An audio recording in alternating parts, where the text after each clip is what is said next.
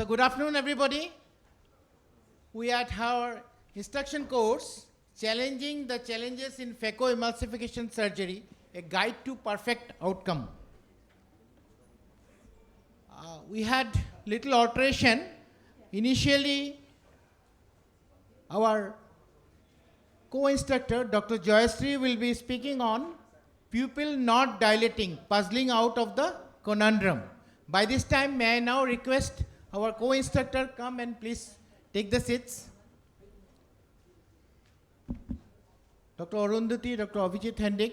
Dr. Joyashree is a prolific phacosurgeon, presently from the Sidefast Hospital, Jorhat. And she conducts a lot of instruction courses and a part of all the events, ICs and all. Over to Dr. Joyashree. Thank you so much, Dr. Swaraj, for those wonderful words. And thank you, everyone, for being present here today. So let's go from something small, but something that can create a lot of complications, a lot of problems for us. The pupil not dilating, puzzling out the conundrum. So we are talking about a situation which is present in just 2% of the population. But when it occurs, it poses a challenging situation for us, and it also increases the risk of complications. Now, pupil size is something what is relative. What might be small for me might not be for you. So it depends upon our own surgical skill, the technique which we are using, the comorbidities associated, and the intraoperative situations. These are the mechanisms of small pupil formation. I'll not go into details regarding this, but what is important about the technical challenges of the small pupil surgery? You have difficulty in assessing the grade of cataract. You don't know about the jolunar complex stability. There is increased risk of injury to your iris tissue and incomplete evacuation of the cortical matter, more so in phacoemulsification. So there is a stepwise approach in managing the small pupils, which I will be going through one by one.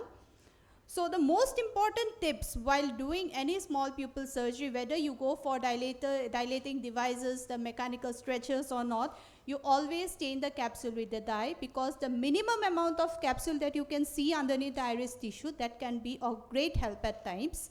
And then you start your rhexis and you do the rhexis beyond the pupillary margin so that you get an adequate size rhexis. See, it's up to you to decide whether you are going to use iris hooks, whether you are going to use some iris mechanical stretchers, whether you go for sphincterotomies. But yes, you can go for, if you're confident enough, you can go for phacoemulsification in such cases only. Only thing that you have to remember, that I was taught when I went for my phaco training, that always keep your probe at the center. So you have to keep your probe at the center. You have to do the central cracking. You have to make the small pieces. Only when you know that you can make multiple small pieces, then only I'd suggest that you take up the small pupil cases without any dilators. Now, next is the viscomydriasis, and today we have wonderful intracameral dilators that are available, like the first case where intracameral injection was given and viscoelastics were applied and the pupil has dilated wonderfully. Then in the next case also, the pupil is dilating, but what's happening here, you can see the visco leaking out through the side port. That means it's because of this that the pupil is again constricting, which might constrict further when you are maneuvering the lens tissue when you are doing the phacoemulsification. If we talk about the mechanical devices, stretch pupilloplasty is something I don't do much, so I don't have the Kruglan's hook. You are ideally supposed to use the Kruglan's hook, but here I am using just two dialers to stretch the pupillary margin so that it becomes a little more bigger than the size, for an adequate size where we can do our phacoemulsification successfully. If there is a posterior synechia, you need to do a 360-degree posterior synechiolisis before you take up the case for the phacoemulsification. So, and if there is a pupillary membrane or you have a case of trauma, it's very important that you separate this membrane, you take the membrane out, then you stain the capsule, and then you proceed with your case. Now, cases like this where you have an occlusio pupillae. I am a ring person. I prefer using rings in my cases, but in this case, the pupil was so small and I didn't want to traumatize it more. So what I decided to use micro rhexis scissors, And then I found a small nick, take out the membrane, and then I decided to go for SPs in this case, doing multiple small sphincterotomies. And if we see, this case will dilate well after giving the viscomydriasis. So rhexis, microrhexis seizures also helps you. You can approach through any of either the side port or the main port. So you have a sufficiently large pupil size to work upon. Iris hooks, we are all aware, they are cheap, easily available, easy to use, easy to remove. And why we need the hooks? Because sometimes we may get surprises like this, which might not be evident in the small pupil cases. So you don't need to stretch it too much into the periphery. Just dilate it to the amount that allows you to do a adequate sized rhexis. Now, this is one of my favorite rings actually, the Mallory ring, but cost factor is definitely there. So, but the beauty of this ring is that it's so easy to insert, and the more beautiful part which I love is the ease with which you can take out the ring. Okay, so this is the Mallory ring that has been implanted, and you get, actually it's a rhomboidal shape dilatation that you get, but it's more or less like a circular pupil, like a well-dilated pupil, and you can comfortably go about doing your case. The B-hex ring by our very own Dr. Bhattacharya. So this ring is also another very useful gadget, and I would suggest that everyone should be familiar with this ring, and it also provides very beautiful dilatation. And because you know, in the small pupil cases, the moment you start operating, the pupil further tends to get smaller. So even if you feel that yes, the pupil is sufficient enough, I can do the case, if there is a little bit of doubt at the back of your mind that it might constrict further, you know that the patient has a tendency that the pupil might constrict further, go ahead with these rings, because you get a wonderful dilatation, the iris tissue will not keep coming to your probe, and you can do away with the phacoemulsification very easily. Thus, by using this minimally invasive approaches, we can minimize the risk to our patients and optimize the outcomes both for the patient as well as for you.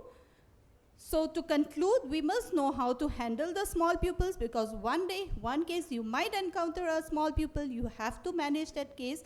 Be familiar with the various techniques that are available with us today, and if we know this, we can approach our cases more confidently and provide a more successful outcomes to our patients. Thank you so much for your patient listening. Thank you.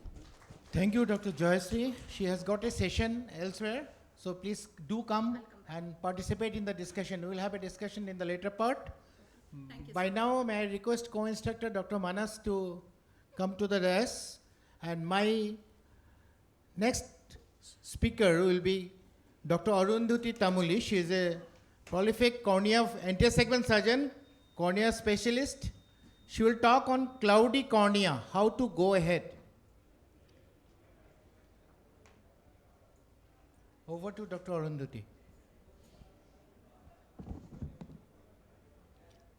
Good afternoon. I'm Dr. Arundhati Tamuli. First of all, I would like to thank Dr. Siraj Bhattacharya for including me in this session. So, phacoemulsification, we all know it's the most commonest form of cataract surgery in this era. So, a cloudy cornea following phacoemulsification may occur in some cases, but as phacoemulsification is deemed to have a precise and clear vision post-operatively, any error may lead to patient dissatisfaction. So how cornea maintain its transparency? As we all know, because of the lattice arrangement of the collagen fibril at the stromal level, the leads minimal light scattering via destructive interference, and since it is maintaining a relatively dehydrated state because of the endothelial pump, its barrier function and chemical modularity, and moreover because of its avascular nature, it maintains the cornea remains transparent. So any mechanical stress following complicated surgery may be because of the infection, inflammation, because of the trauma, or maybe some predisposing endothelial compromise may lead to endothelial failure, which in turn leads to fluid accumulation. So this fluids again leads to disruption of the collagen fibril spacing and later leading to cloudiness. And when it becomes severe, it leads to epithelial edema, finally leading to bullous keratopathy. So what are the risk factor where we can get a corneal edema post-operatively? So if the patient is having a predisposing endothelial dystrophy like Fuchs endothelial dystrophy, congenital hereditary eye syndrome, in those cases even a small mechanical stress following any surgery, it will accelerate the endothelial cell loss. Then secondly, if there is a pseudo-exfoliation syndrome where there is a deposition of fibrillar-like material over the endothelial cells, it may again cause compromise. It will compromise the corneal endothelium function. So there is a risk of higher corneal endothelial decompensation. Then again third, maybe if the patient is having any chronic uveitis, so the repeated inflammatory because of the repeated inflammation, it again causes decrease in the endothelial cell density, and these are the cases who are prone to develop corneal edema post-operatively. Similarly, a patient with having a chronic angle closure glaucoma, because of the prolonged IOP elevation, in these cases it leads to then endothelial stress, and finally these are the cases which leads to endothelial decompensation. And if there is any of history of previous ocular trauma, this again leads to endothelial cell functioning decompensation. And if the patient is having any pre-existing history of herpes simplex keratitis, these are the cases where the long-standing these cases, they may have a cellular density less than 1000 cells per square millimeter, and these are the patients who are at a higher risk. And these are the cases where the endothelitis may coexist, and this will flare up the post-op surgery. So these cases, it's important to give antiviral prophylaxis before going for the surgery.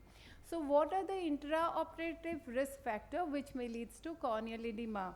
So in phacoemulsification, as if we take we use excessive ultrasound power as we do in case of heart cataract. So this causes direct endothelial cavitation injury. So it's important that we should go for a low parameter phaco.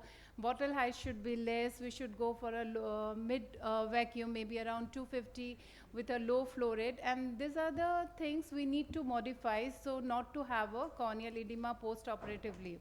Then the use of irrigation solution, even the irrigating solution may lead toxicity to the endothelial cells.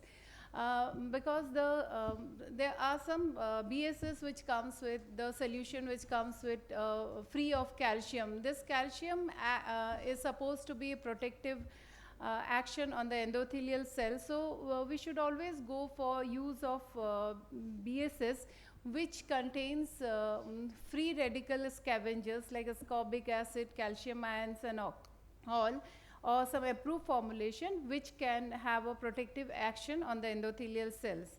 Then drugs like intracameral drugs, we should use it in a proper concentration so not to have endothelial toxicity. Then as I have already said, the instrument trauma.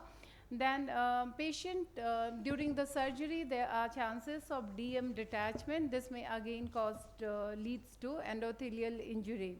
So even the IO related factor like anterior chamber IOL or iris claw lens, they may have a direct endothelial contact and may leads to endothelial decompensation.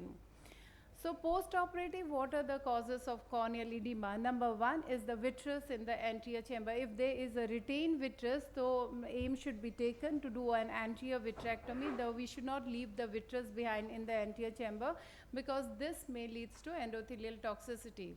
Then if there is an iris endothelial touch like ACILs and posterior subluxated lens, they whenever they touch endothelium, they again leads to endothelial decompensation. So we should have a IOL exchange or IOL repositioning should be done. Then the post-op inflammation, which we commonly say at TAS, toxic anterior segment syndrome, it's a sterile acute inflammation which usually develops 12 to 48 hours post-surgery. And in these cases, we get a diffuse corneal edema along with a fibrinous exudates. So in these cases, we should use steroid immediately post-surgery. And the difference with the endophthalmitis from the TAS is that we won't get vitreitis. vitritis in this cases. So second is the intraocular raised, if we get a raised IOP post-operatively, this again may leads to corneal edema. So it may be because of the steroid induced, it may be OVD, retained OVD, and maybe trauma injury to the angle of the anterior chamber. So care should be taken to maintain the intraocular pressure post-operatively. Then if the patient, even the post-op uveitis because of the retained lens material, iris damage and the underlying diseases may, if the patient is having a history of chronic uveitis, these are the cases, they come with corneal edema. So anti-inflammatory treatment is crucial in these cases. Then Brown-McLean syndrome, of course, it is rare nowadays. This is associated with ACIOL. In these cases, we need to go for observation. It usually resolves with time. Then wound leakage, which if we keep a shallow anterior chamber like for an hour, like if there is a iris corneal touch, it will again leads to a permanent damage of the endothelium. So care should be taken. We should go for resuturing and AC reformation. Then again the retained lens fragment. So these are the cases of delayed persistent corneal edema. If there is a pre-existing Fuchs endothelial dystrophy, if there is prior history of viral keratitis, or if there is DM detachment, this usually the patient comes with a late onset corneal edema. So what are the clinical features? This patient, they comes with decrease in vision in the early phase, and gradually because of the associated inflammation, there will be redness. Because of the involvement of the epithelial edema, there will be watering, photophobia and glare, and if the bullae ruptures, the patient will have pain. So on slit lamp examination, the cornea will look hazy, lustreless. We can see epithelial microcyst, and sometimes we may get comes with the DM fold. Some patient we can see actually the thickness increase in the corneal thickness, and in the later case we'll get the bullae and rupture, which may rupture and may patient may have a pain later on. So what are the investigation? The most important is the slit lamp biomicroscopy, the findings which I have already shown. Then second most is the pachymetry, the central corneal thickness. This is important. If we get a CCT more than 600 micron, it is suggestive of corneal edema. And by seeing the thickness, we can actually grade the degree of severity of the corneal edema. Then with the serial pachymetry, we can actually track the progression and the recovery of the disease.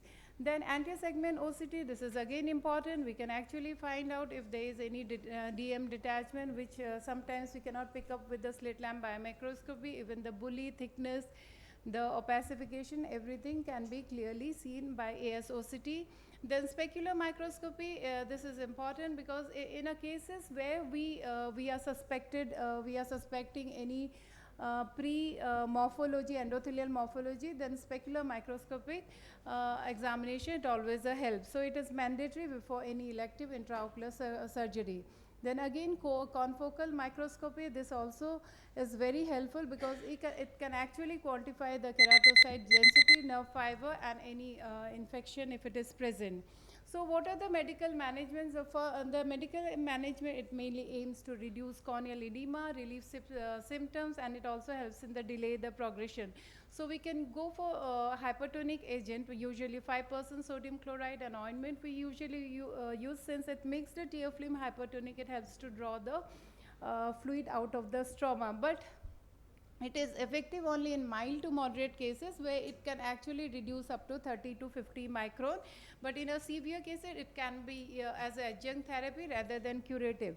Then if there is a associated inflammation, we should go for the topical steroid treatment. Then BC, then bandage contact lens. If we use an extended bandage contact lens where bandage hydrophilic, this will actually gives relief from the pain by covering the exposed nerve ending, and usually in case of severe bullous keratopathy, it actually helps to give relief from the symptoms, and if it is associated there is glaucoma, we need to treat accordingly. So Then comes to the surgical management. If the patient is having DM detachment, we should go for the intracameral air injection. Then we have 20% SF6 that will also give. The success rate is more than 90% in this cases. We can also use amniotic membrane transplantation. It is having a supportive treatment. It will help in ocular surface reconstruction and gives relief from the pain along with the BCL. Then if everything fails, we can, other option, we have angiostromal puncture, phototherapeutic keratectomy, but this is helpful only if it is in the peripheral area because it will cause a permanent fibrosis.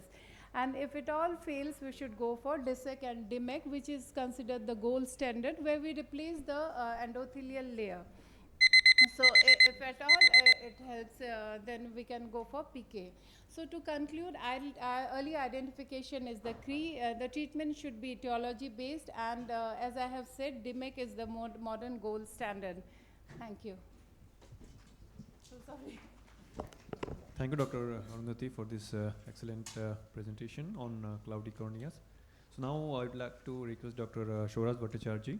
He is a prolific surgeon, cataract surgeon from Lakshmi Eye Hospital, Tinsukia, Assam. Over to you, sir. So good afternoon, everybody. My topic is white cataract wearing belt in the right way. No financial interest. Here we may all look white, but we are different. Some are having fluid inside, some are looking extremely hard, the fibrosed and with the fibrosed anterior capsule and all others.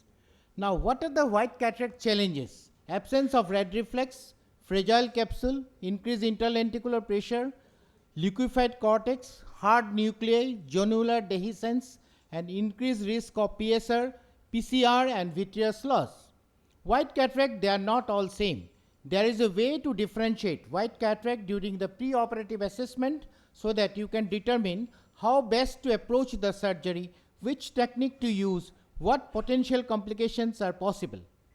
Preoperative assessment, we should evaluate IOP, corneal clarity, anterior chamber depth, zonular status, posterior segment, counsel the patient about the higher complication risk, possible posterior capsular rupture, visual prognosis uncertainty.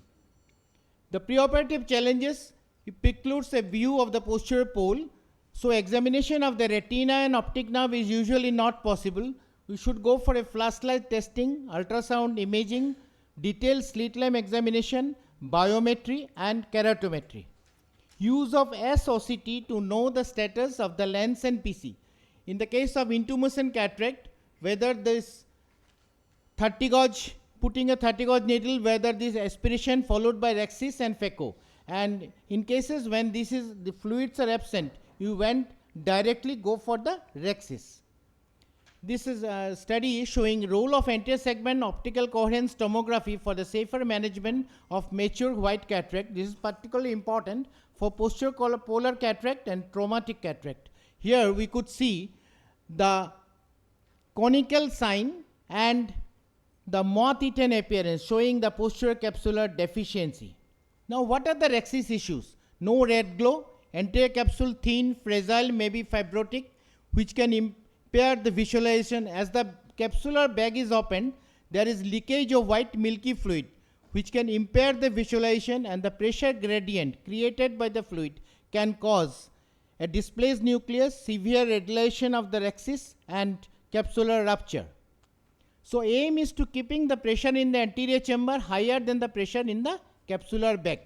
So what are the pearls? Staining the capsule with trypan blue, cohesive OVD prior to the rhexis to flatten the anterior capsule, initiate with a central nick, gentle IA to remove, and then complete the rhexis. Then if required, enlarge the rhexis with the forceps to the desired size. I like to share a small video where we can see we are making a small nick, open it, then with the same cystitome, we are enlarging it. Little bit 2x videos are there, little fast video we are trying to show. Then this is another.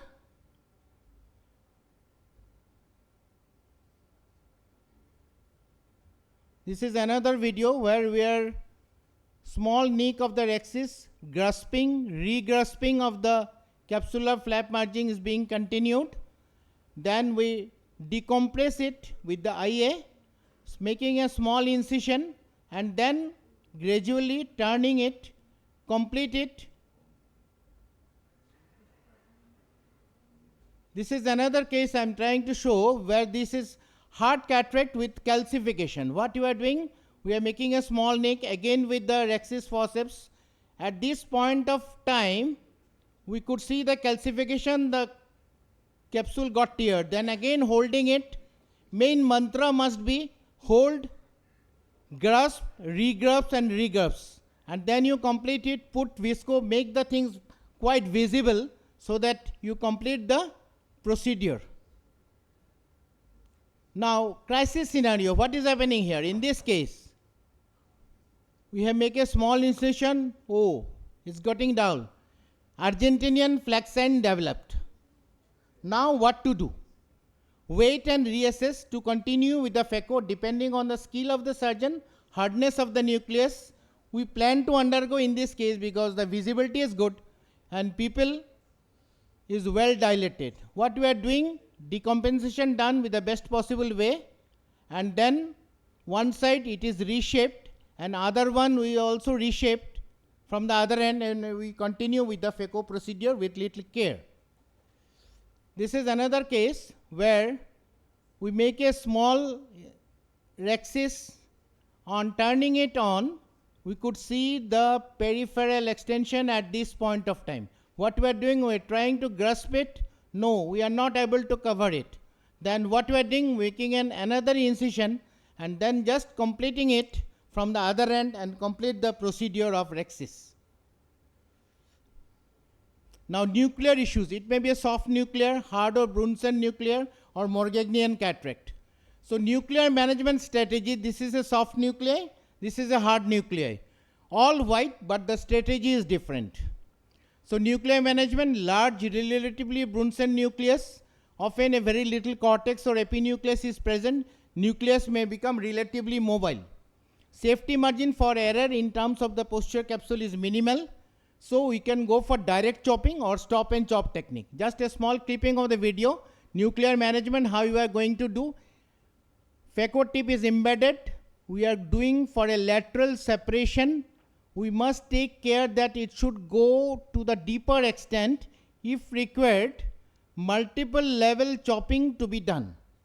And then you complete the process of phacoemulsification.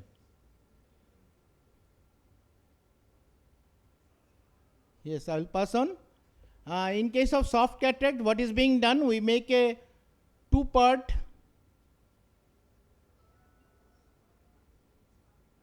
and then things are not so fast as it is shown in the video. Little first video we are trying to show here. Now nuclear management tips. Chopping into the small pieces, full separation of the pieces are important.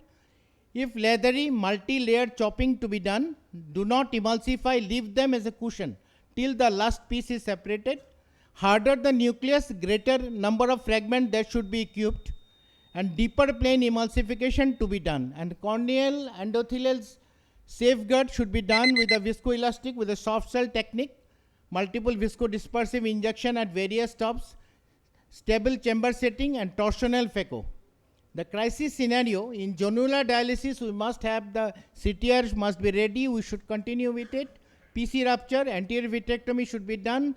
IOL in this case is 3-piece IOL to be done. Nuclear drop, refer the case to VR surgeon without any single mode thought.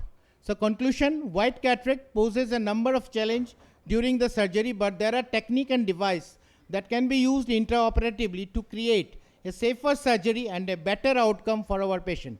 Thank you for a patient hearing.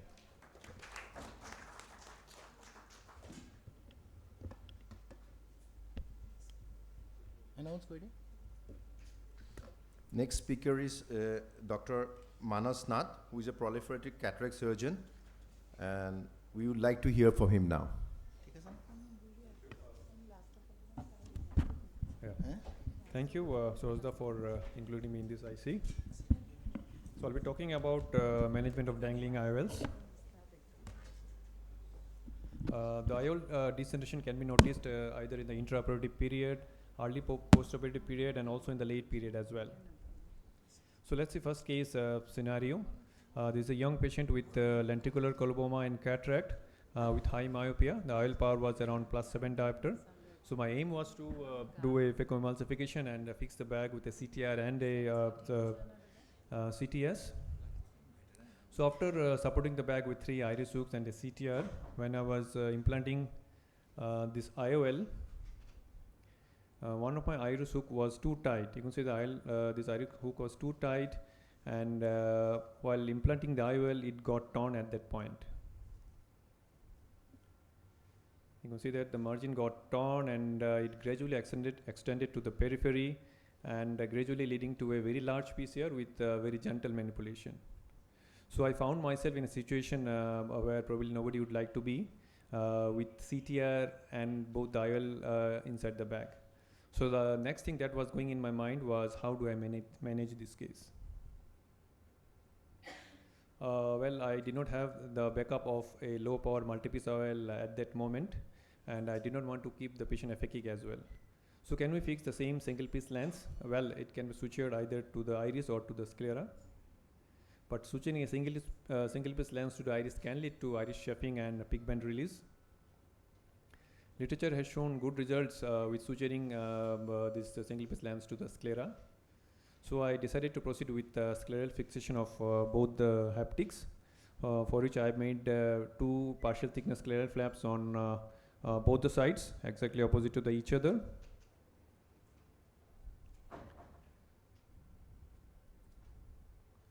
So then I can see that I am introducing a straight needle of a double arm 90 prolene suture into the anterior chamber,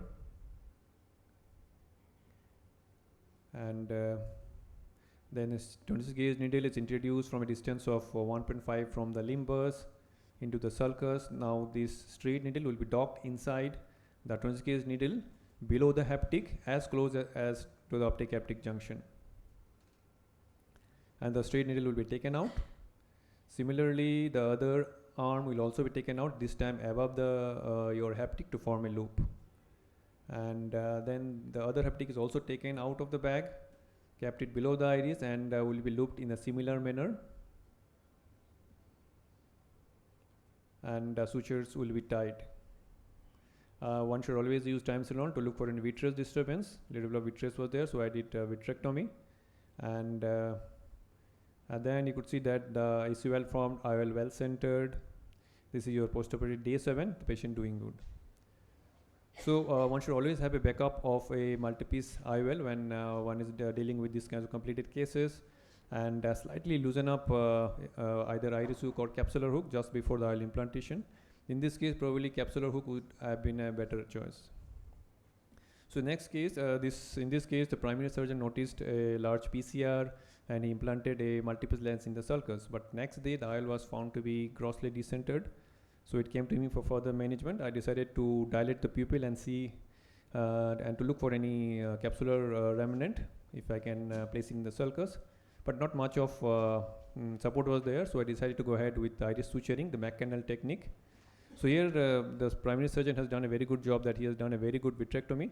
There was no vitreous in the anterior chamber, but always one should inject triamcinolone and look for the presence of vitreous in the anterior chamber. So now you have seen that I have lifted the IOL and done an iris capture here, optic above the iris and haptics below, and now I am suturing both the haptics with a 90 prolene suture in the manner of 3-1-1 on both the sides. One haptic followed by the other one, and after suturing, just push the IOL back, and visco removal is being done, and at the end you can see that the IOL well centered with near round pupil. So to have a round pupil in iris suturing, the location should be mid periphery. Take a shorter suture bite and avoid excessive tightening of the knots. This is another case. This patient presented very late, almost 9 to 10 years after primary surgery. The patient had a history of traumatic cataract, and the primary surgeon managed the case nicely by placing a CTR, but IL was placed in a sulcus, and later on you can see that both decentered in opposite direction.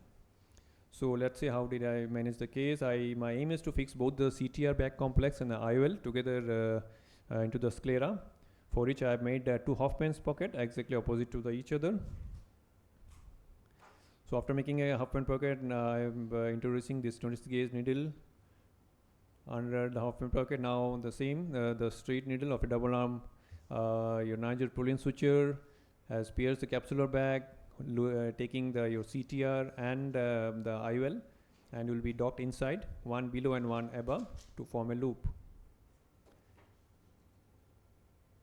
So the other one, first one gone, followed by the second, and then the second part will also be looped in a similar manner, one below, taking both your CTR and your haptic, one below and one above, to form a loop.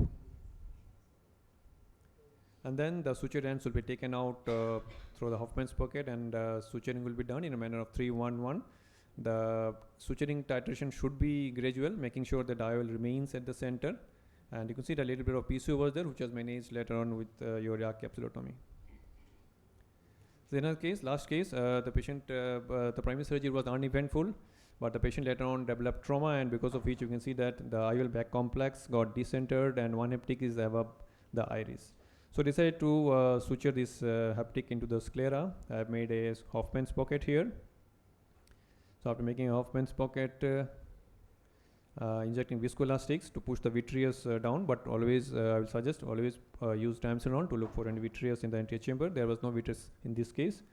So I inject same thing. The needle is being docked inside, straight needle into the 26 gauge needle, and then the haptic with the bag is pushed behind the iris, and then the second straight arm will be docked in a similar manner, this time above your haptic to form a loop. So had it been a case of a pseudo exploration, I would have sutured both the haptics, but as a case of trauma, the remaining zone is so strong, so I sutured only the one haptic. Consider the IOL well centered.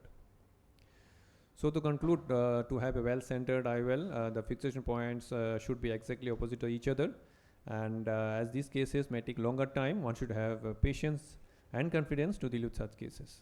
Thank you. Thank you, Dr. Manas. Our next speaker will be Dr. Mayur Datta Bharali is a young dynamic phacosurgeon from Guwahati and Nalbari too. His topic is higher end biometry results, figure out and managing. Thank you, sir. Thank you, sir. So thank you, Suraj Bhatta, sir, giving me this opportunity to be part of your instruction course. After wonderful video presentations by Dr. Manas, my topic will be slightly theoretical topic, but still important.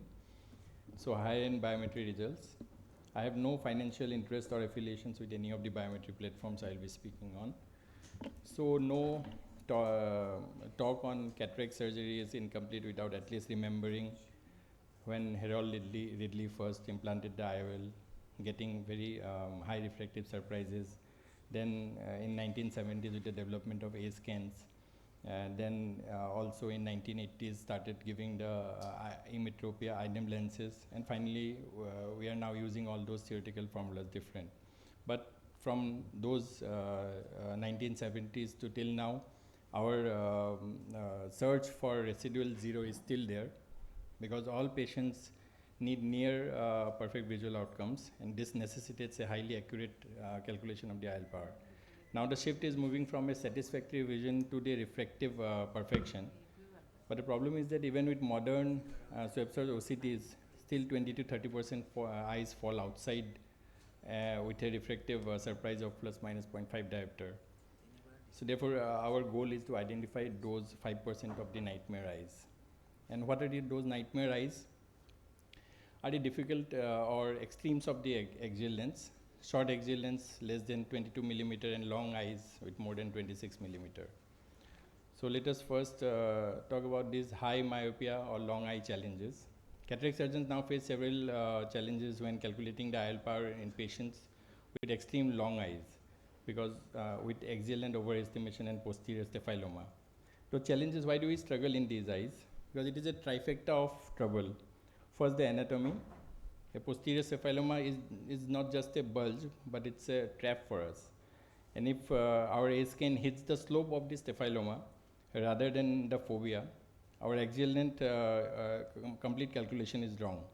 The second in the trifecta is the effective lens position, because this effective lens position is it's like a moving target in a big eyeball. And finally, the hyperopic surprises we get, because historical formulas were optimized for the average 24 millimeter eyes.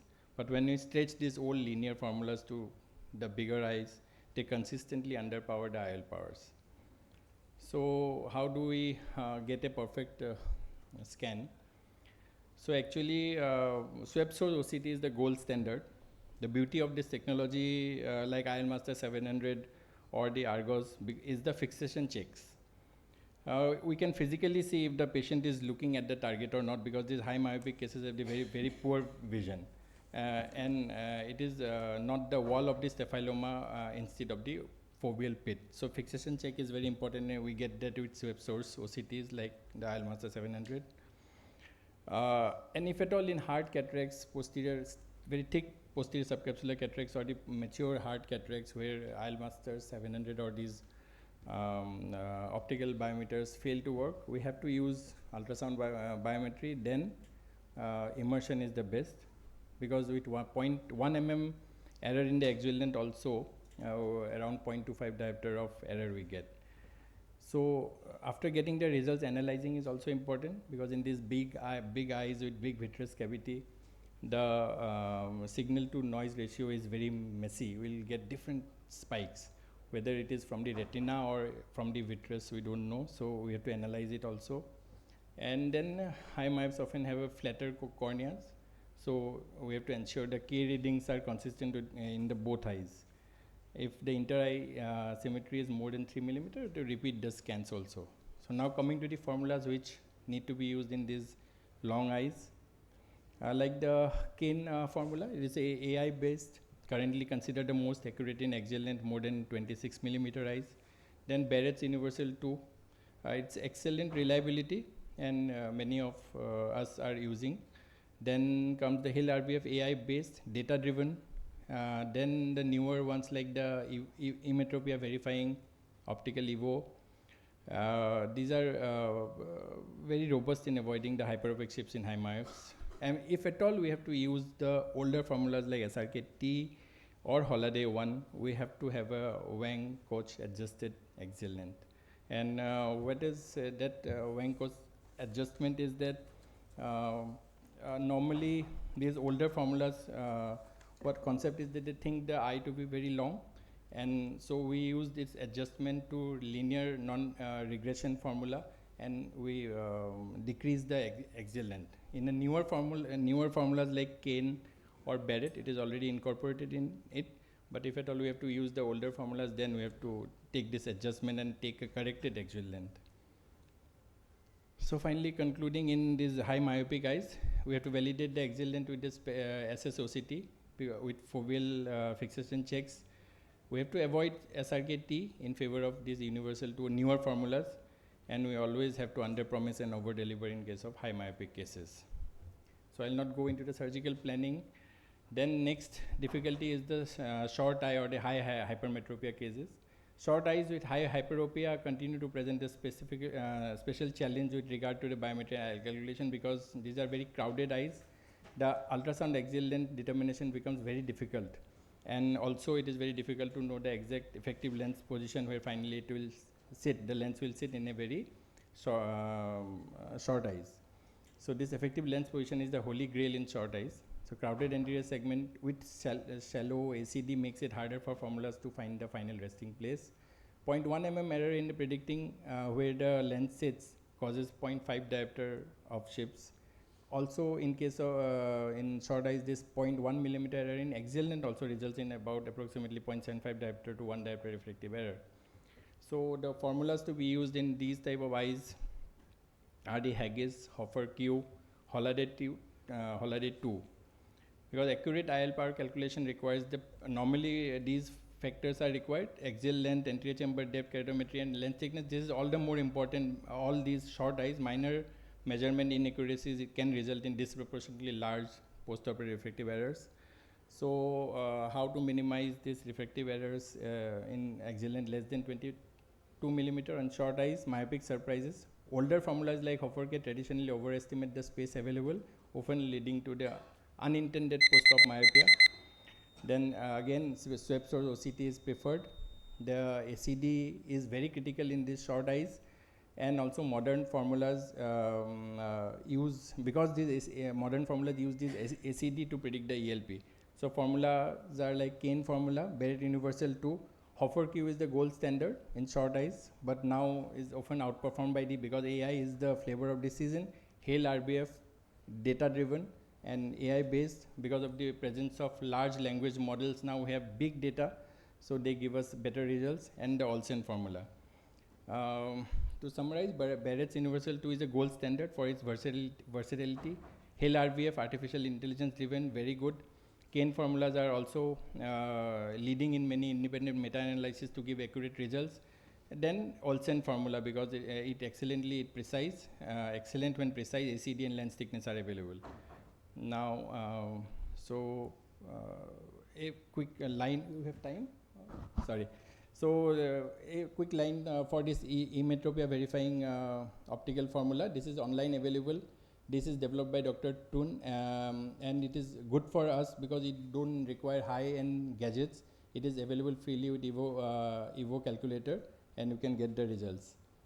Calculating the best intraocular lens for patients undergoing cataract surgery remains the key part in achieving patient satisfaction. Over the past decade, significant progress has been made developing methods to adjust the axial lens, which have improved the prediction and accuracy of IL formulas. Finally, despite these constant advances in biometry and ever-improving power calculation formulas, we are still only getting about 80%, 80 to 85% of patients with 0.5 diopter target refraction. Thank you.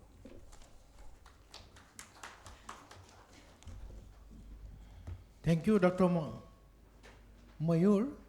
Next is our Associate Professor, Shilchar Medical College, Dr. Nilanjan Kaushik Thakur. His topic is rift in the posterior capsule, applying brakes in time and manage. Good afternoon, everyone. So I have got no financial interest in this. So we all know a rift in the posterior capsule is a critical intraoperative situation where you have to recognize early, and immediate braking can convert a disaster into a controlled outcome. Now, when to apply the brake? Number one, when you see sudden deepening of the anterior chamber. Number two, pupillary snap sign. Number three, if you get a false occlusion sound, like the vitreous is occluding the port. Number four, you are not able to rotate the nucleus. Number five, the nucleus is moving away from the phaco-tip, and you see a sudden red glow appearance. Then you have to immediately, these are the early signs, and you have to immediately apply the brakes. So these are some of the scenarios I want to play. So here, doing the phaco, you see a sudden deepening of the anterior chamber. So here you are in the posterior polar cataract, you are doing hydrodissection, should be avoided, and you see a pupillary snap sign. So sudden, the pupillary snap sign is seen. Here also, while doing, you see the appearance of the sudden red fundal glow. And you can hear some false alarm, occlusion sound. Maybe the vitreous is occluding the phaco-tip. So there, you should be very careful. And this is the trampolining of the posterior capsule. Now, you have to recognize the early signs and apply the brakes, which I have already spoken about. Next is, after applying brakes, what to do? You don't panic, number one. Don't allow the chamber to collapse. Okay? Come to foot position 1 and inject viscoelastic from the side port. Now, so you have to stabilize the anterior chamber. Okay? Put viscoelastic from the side port, you plug the rent, okay, and prevent further vitreous prolapse. Then, once you form the chamber, then from the main port, you take out the phaco probe, okay? So the golden rule is that never allow the chamber to collapse. Now, you assess the situation. What is the size of the PCR, whether vitreous prolapse is present or not, what are the status of the nuclear fragments and the cortex. Now, we will come to the management based on the stage. Now, if your PCR occurs during sculpting, okay, so immediately reduce the parameters, okay, and if you can go for a slow motion phaco, try to do it away from the rent, but better to convert it to SICS. Now, if you are having PCR during nuclear fragment removal, what you do, never chase the fragment, okay? Try to put viscoelastic underneath the nuclear fragment and try to lift it, okay? Reduce your parameters. In a slow motion phaco, you try to emulsify the nucleus. Otherwise, you can convert it to SICS. Now, during cortical aspiration, my own experience is that you can go for dry aspiration, which we do in SICS. Under viscoelastic, your irrigation should be stopped. If you are having any doubt, you can aspirate the cortex in a dry way, okay? Now, this is one scenario. Please, audio nahi aa raha hai uska. Thoda audio de dijiye na. So this is while doing the phacoemulsification, I noticed there was a rent. Then you should not allow the chamber to collapse. Put viscoelastic from the side core, then you assess. Here I was not able to emulsify with phaco. So I decided to convert it to SICS. This is the best option. Okay? Put viscoelastic, lift the nucleus. Okay? Then take out the nucleus from the anterior chamber externally. With the viscose. Now you assess. Now you have to go for a vitrectomy. So this is triamcinolone spool. Now, with the help of vitrectomy, anterior vitrectomy with a high cut rate and low vacuum, I am trying to cut the vitreous and make the anterior chamber free of vitreous. Now, put viscoelastic again and you see whether vitreous is present. This is another case scenario where, see the nucleus while being emulsified, there was a rent.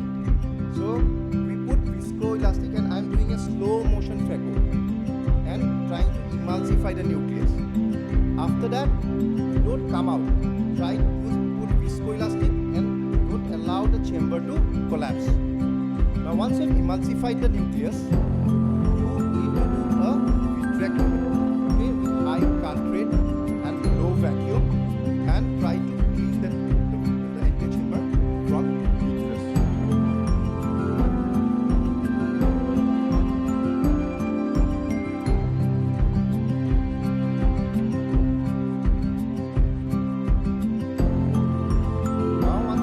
But don't try to pull the vitreous. That is very important. Put triamcinolone to confirm whether you have is free of vitreous anterior chamber. Then you put viscoelastic and then you put the IOL in the sulcus.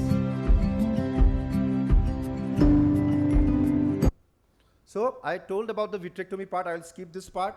So IOL placement, if there is a sulcus, well, you can put it in the sulcus. If there is no sulcus, then you go for a secondary IOL implantation. So the end of the surgery, your checklist is that the vitreous should be cleared, the pupil should be round, wound should be stable, IOP should be normal. And the take-home mantra is that you have to recognize early. You can save the eye. You apply the brake at the appropriate time when you see the early warning signs. Maintain the chamber. Don't allow the chamber to collapse. Number 4 is that control the vitreous. You should do a very good anterior vitrectomy. IOL you can put later on after 3 months also, if you're not able to do a secondary IOL at that time. But your anterior chamber should be cleared of vitreous. And choose a safe IOL. Thank you so much. Thank you, Dr. Nilanjan, for the nice presentation. Next, we have. Okay.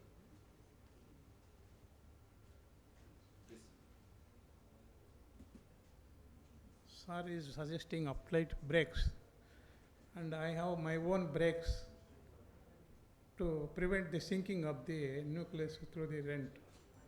that is passing of 26 gauge needle 1.5 inch 4 millimeters away from the limbus. Two needles 4 mm or 5 mm away from each other, parallel to each other, passing through and through this pars plana to other side of the pars plana. So then you can comfortably plan for the making a section and removal. So we can prevent the bits at whichever stage you notice the precedent, we can prevent the falling of the bits into the vitreous. We can avoid posterior vitreous surgery help. I am practicing this one successfully. Thank you for the session. We have now Dr. Abhijit Kumar Hendik. He is the assistant professor in Tinshukia Medical College, and his topic is phaco in vitrectomized eyes. And for your reference, he is in both an anterior and posterior segment surgeon. Good afternoon, everyone, and I thank Dr. Swaraj Bhattacharya for including me in this session. My topic is post-vitrectomy phaco. Any anterior-segment surgeon who hasn't done a phacoemulsification before in a vitrectomized eye has a story to tell in his first case. That's for sure. Because it's having many issues, and what are these issues? Like, we can have the issues with IOL power calculation, silicon oil related issues, anterior chamber depth fluctuation, iris retropulsion, zonular weakness. These are the topics I'm going to just highlight and go through first, because already our time is running up. So in IOL power calculation, it's always best to prefer going ahead with the surgery when the retina settles. Okay. So if the retina is thickening and all these things are there, definitely there will be some errors.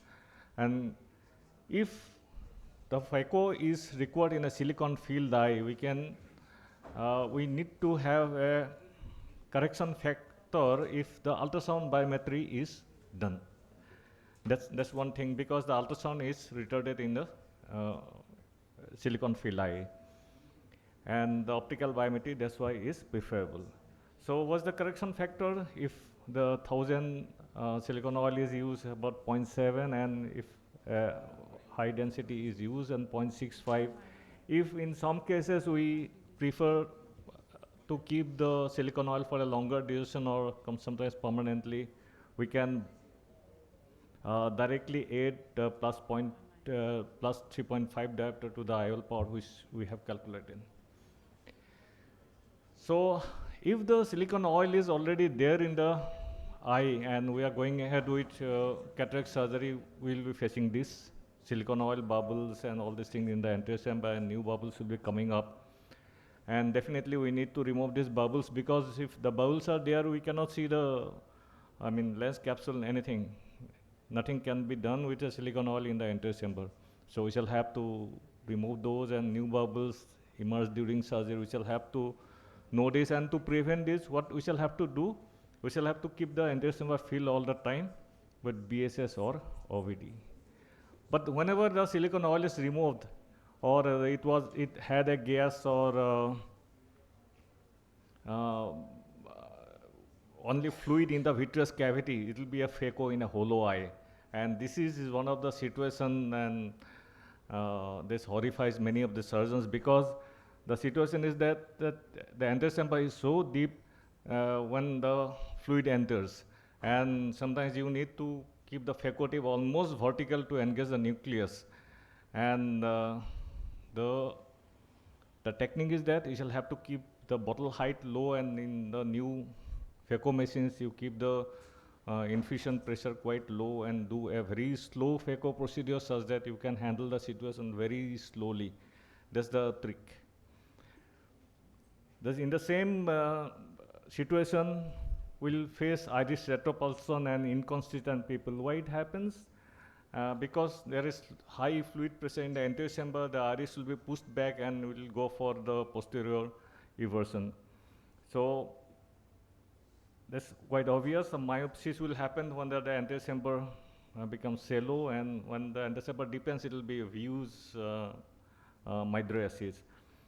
So you need to keep the phaco tip, what I have already said. The same thing, you shall have to keep the bottle height low, slow phaco procedures. And one of the trick is that whenever the fluid is about to run into the anterior chamber, we can lift the iris edge such that the fluid can go underneath the iris also, so that the fluid pressure becomes equalized. If the fluid pressure remains only in front of the iris, definitely it will go for the iris retropulsion.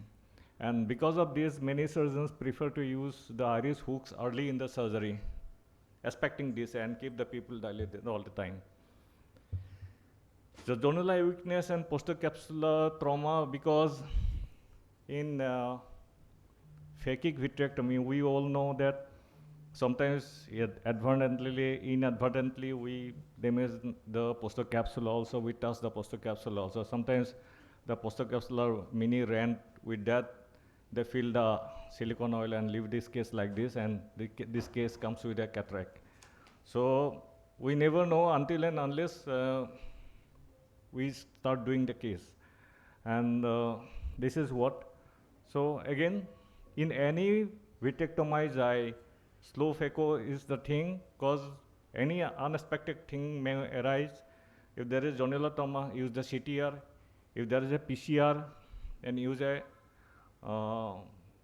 posterior capsular axis and do it that way. Sorry, there was here's a small video. This is a case with already silicone oil inside. The silicone oil you need to remove. So it had posterior subcapsular cataract, and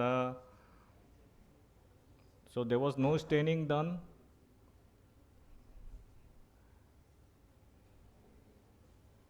So you can see that whenever the lens is depressed, the pupil tends to become smaller. It's having already silicone oil in situ. Because it's a softer grade, we try to do a horizontal shop. And whenever we need to remove the phaco tip, always give OVD into the anterior chamber. This is the pearl. Always keep the anterior chamber inflated such that new silicone bubble doesn't come into the anterior chamber. So this goes for the IA also, the same principle.